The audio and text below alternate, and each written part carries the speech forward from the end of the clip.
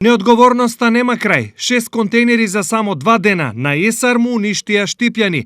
Намерно или ненамерно, палејки ги од вкупно 6 интервенции на пожарникарите во овие 2 дена, сите биле на гаснење на запалени контейнери. Забележително е дека зголемен бројот на интервенциите во однос на запалени контейнери.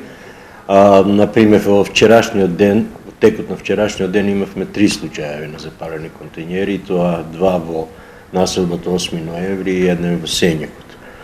Најчесто контейнерите се палат од невнимание на самите граѓани, бидејќи пепелта заедно со жарта од своите шпорети ја фрлат во контейнерите и подоцна, бидејќи таму има најразлични ѓубре, доаѓа до запалување. Во просек за една сезона, неодговорноста или намерата на поединци уништува најмалку 20 до 30 контейнери, што за ИСАР е голем проблем и трошок. Ко податок е ќе кажам дека еден контейнер изнесува 12.000 без ДДВ. Значи ако во сезоната се запалат да кажеме 10 до 20 контейнери, тоа се работи веќе за сума од 280 до 300.000 денари и секако граѓаните треба да бидат предпазливи, бидејќи овие средства може да се употребат за други услуги.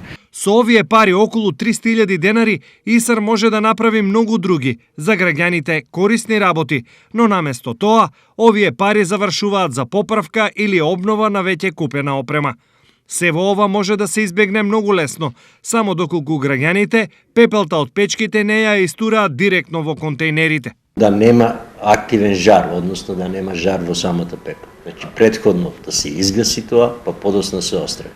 Не граѓаните заедно со жарта ја фрлат и нормално дека ќе дојде до запалување. Иако штетите на ИСАР не се мали, сепак досега никој од несовесните не е казнет, зашто е многу тешко да се утврди кој за палењето е одговорен.